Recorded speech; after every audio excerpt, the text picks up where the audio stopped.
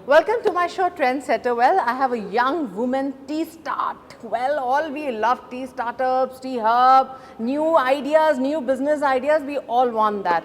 But this young girl has actually inspired a lot with the waste material. You can't imagine the kind of product she has created. Well, she has with me Charu. So let me welcome you for my show. And she's going to tell me what was that idea, why she wanted to create this wonderful idea into the reality. And it will be a big struggle for her. So let's find out her journey. So welcome you, Charu. It was wonderful meeting you. I was just inspired the way you were talking about your journey, rice cup, coconut cups and eco-friendly products. We have always heard about eco-friendly products, long away, been a long journey, so many people are coming up. Why it comes to you that you want to start your business on this? So thank you, Neha, first of all, for inviting me and considering that these type of products should reach out to people outside as well. They should know about it. So I actually am you can call me a girl of hills. Okay. I am from Uttarakhand. And we have been so connected with the roots.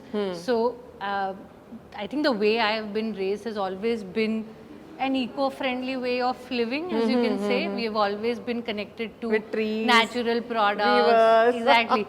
With trees, natural way of living, utilizing products which are as raw in its form or not. I think that's how my parents have raised me. They are the ones who have inculcated that thought that, something which isn't synthetic, something which is so naturally available is good for you, good for your health, and I think in a way it also helps in protecting the environment as well. So that was the kind of living that I've always lived like that. So for me, there is nothing different or odd about it, because we were always connected to our place, native place from Uttaranchal. We've also seen the kind of impact that not taking care of the environment has had on the local ecology. And how that has led to people migrating from that place to coming to bigger cities. So, for example, where we live, a certain type of trees are meant to grow in that place so that it can maintain the strength of that soil. It keeps it binded together. And because people were commercializing, so they grew trees which were good for timber, to cut trees and for commercial purposes. That actually led to a lot of loosening of the soil over there. And that actually leads to all those landslides, etc. that you see. We are having more this time. And now global warming is more. Absolutely. With time, I think we are seeing more and more incidences of landslides happening because we have we've altered the natural ecology over there. We're not growing things that are meant to be grown in a soil like that, in a place like that.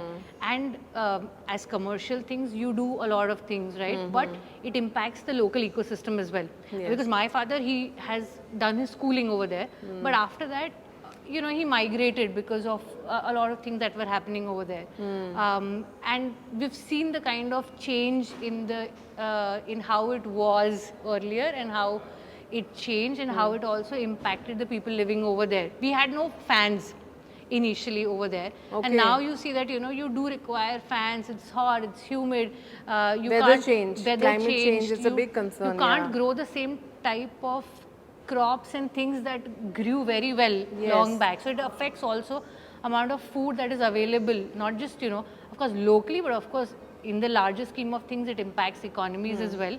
But those are the kind of things that personally I had grown up knowing and being in that kind of environment.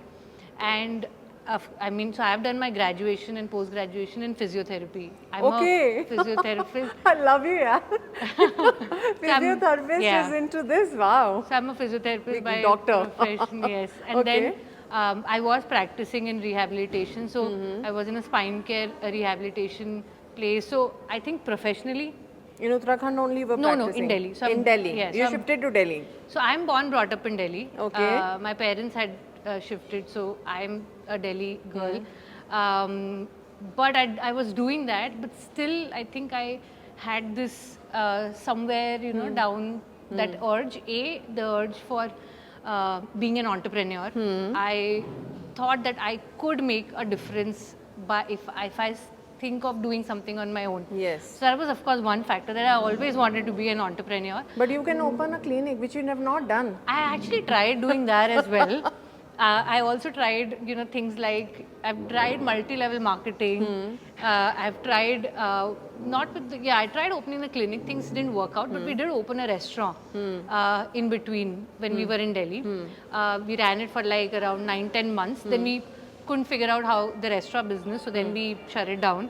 So I think that entrepreneurship is something that I really wanted to do. And come up with some unique idea. Exactly. And then when I thought that this is the idea that I want to grow, then I think because of the idea being so close to my heart, I could stick to it. Yeah. Despite all Save the the earth. challenges, despite all the challenges, and there were like a lot of challenges. I know. Despite all of that, I think I could still go through it because of the kind of attachment I had to really make this happen. So how many years you worked as a doctor?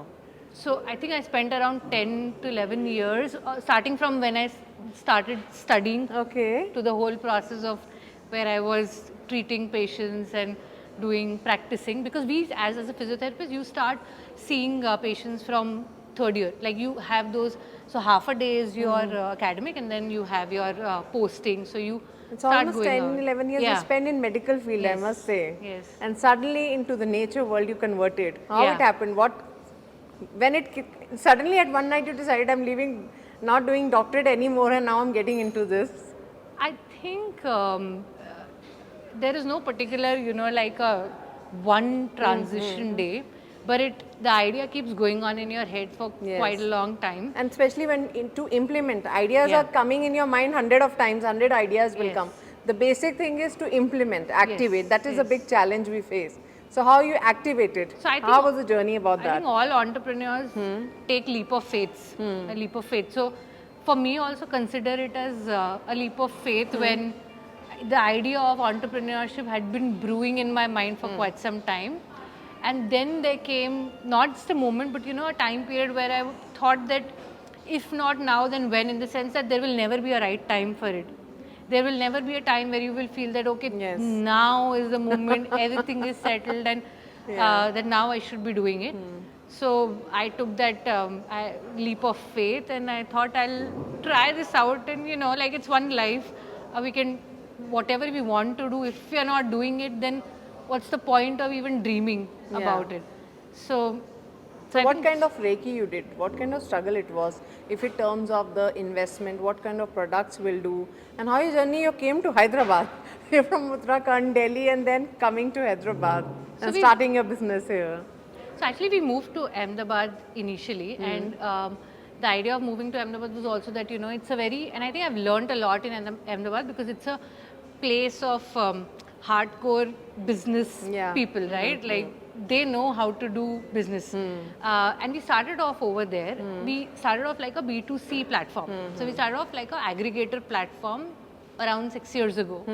And we, over there, because it was very tech driven at that point, we weren't getting the right type of support system at that time over there. So that's why the idea for moving to Hyderabad was that you would get a better support and you would get better team, because it was so tech driven at that point of time. We wanted to move to another city. So that's why Hyderabad was a very conscious decision. We knew that Hyderabad has a huge potential for growth, and if we are in that stage where the city is growing, then it's just the right time to kind of ride that wave. So that's why we moved to Hyderabad, to get better opportunities